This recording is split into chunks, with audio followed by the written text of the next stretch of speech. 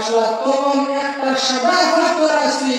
রাসূলুল্লাহ সাল্লাল্লাহু আলাইহি ওয়াসাল্লাম সেই সাদা পাথরের উপরে তার দুইটা কদম মুবারক রাখছেন রাখার পরে সেই পাথর উঠে বলে ইয়া রাসূলুল্লাহ ইয়া হাবিবাল্লাহ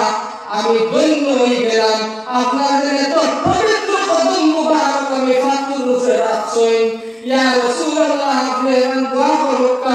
যাতে আমার পাথরের উপরে আর তুলে গেলে রোজাতে কোনোদিন কদম রাখ লাগে না রাসূলুল্লাহ সাল্লাল্লাহু আলাইহি ওয়াসাল্লাম দোয়া করেছেন আল্লাহর দরবারে এই দোয়া করার পরে কি সেই পাথর একটা সাদা পাথর একটা আছে মাল্লক হিসাবে কন্যা হিসাবে এখন পর্যন্ত সেই পাথরটা আছে সুবহানাল্লাহ রাসূলুল্লাহ সাল্লাল্লাহু আলাইহি ওয়াসাল্লাম প্রথম আসমানের মধ্যে যাই তখন জিবরাইল আলাইহিস সালাতু ওয়াস সালাম সঙ্গে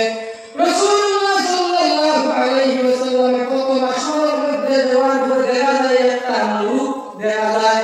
আমরা যেটা মুখা হয় একটা মুখা দেখা যায় দেখার পরে রাসূলুল্লাহ সাল্লাল্লাহু আলাইহি ওয়াসাল্লাম জিবরাইলকে বলে ও জিবরাইল মুখাটা খেয়ে আল্লাহ ইয়া রাসূলুল্লাহ ইয়া হাবিবাল্লাহ একটা মুখা না দেখতে মুখা দেখা এই ইয়াটা লাগিয়ে একজন ফেরেশতা সুবহানাল্লাহ বুঝবেন একটা মুখা লাগিয়ে রেখেছে ফেরেশতা রাসূলুল্লাহ সাল্লাল্লাহু আলাইহি ওয়াসাল্লাম জিবরাইলকে বলে ও জিবরাইল খেনে ভাই আল্লাহ এই ফেরেশতায় খেনে ভাই আল্লাহ মুর্দা হিসাবে বলে ইয়া রাসূলুল্লাহ ইয়া হাবিবাল্লাহ এই যে মুর্দা যেটা দেখলা আপনি এই মুর্দাটা ফজরের সময় কিতা করে আল্লাহর তাসবিহ করে যখন একটা তাসবিহ করে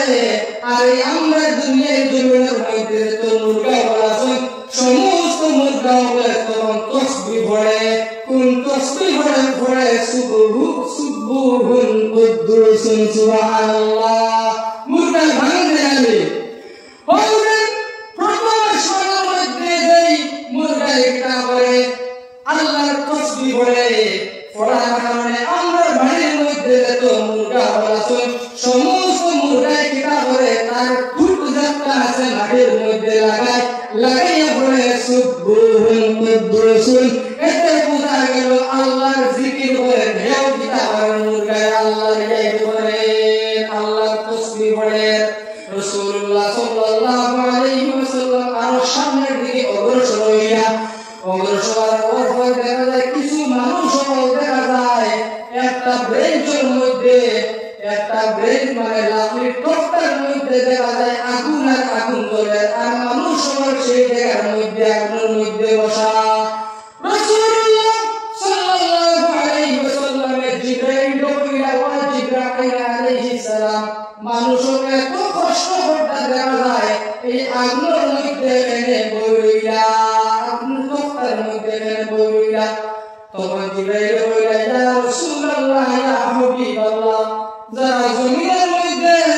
মানুষের সমালোচনা করছে মানুষের বিপদ করছে মানুষের নিন্দা করছে দোকান হইয়া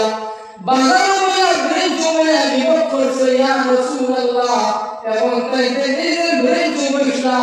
এর মানে এই লাকড়ির তক্তার মধ্যে এই আগুনের মধ্যে যেইভাবে লোহা এবং চুম্বকে জয়েন্ট হইয়া লাগে এই মানুষের এইরকম শাস্তি দিতরা বুঝাইছেন বিভক্ত উদারা আছে যারা মানুষের সমালোচনা করে অপর মানুষকে নিয়ে বাজে মন্তব্য করে যখন দোকানের মধ্যে বইব ব্রেঞ্চের মধ্যে বইব তখন মানুষের নিন্দা করব আল গীবাতু আশাদ্দু মিনাজ জিনা গীবতি আকাল্লু মিনাজ জিনা আর এর জমির মধ্যে যা করবা কাল কিয়ামতের ময়দানে কিতা করবা আগুনের মধ্যে বয়া রাসূলুল্লাহ আগুনের মধ্যে বয়া এরকম শাস্তি দিবা আল্লাহ রাসূল সাল্লাল্লাহু আলাইহি ওয়াসাল্লামের সম্মুখের মধ্যে অগ্রসর হইলা আল্লাহ রাসূল সাল্লাল্লাহু আলাইহি ওয়াসাল্লাম বলেন সামান্য অগ্রসর হইলা ওয়াজ করে দেখা যায় ফেরেশতা বলে কিনা করতে কিছু মানুষ ওপর মাথার মধ্যে হেলার দিয়ে বাড়ি মারদা আর মাথা ফাটিয়ে কিতা ওদের চুলমার হয়ে যায় এত কষ্ট করতা তো রাসূলুল্লাহ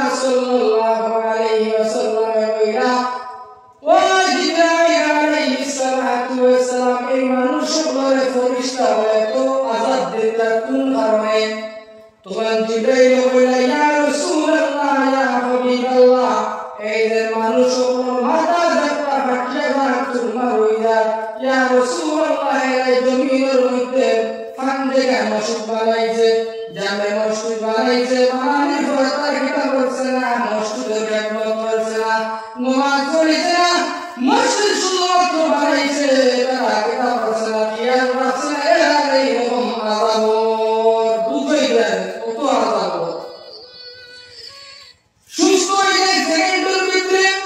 সুস্থ হয়ে আবার কিতাব হেমার দিবাই মারবে আবার মাথা কাটিতে হয়ে সিদ্রি যায় আবার পালন আবার ভাই মানুষ সিদ্রি যায় এইরকম আযাব দিতা এইভাবে রাসূলুল্লাহ সাল্লাল্লাহু আলাইহি ওয়াসাল্লাম অগ্রসর হইতা আর আশ্চর্য জিনিসগুলা কিতাব পড়তে গেল এইরকম এক আসমান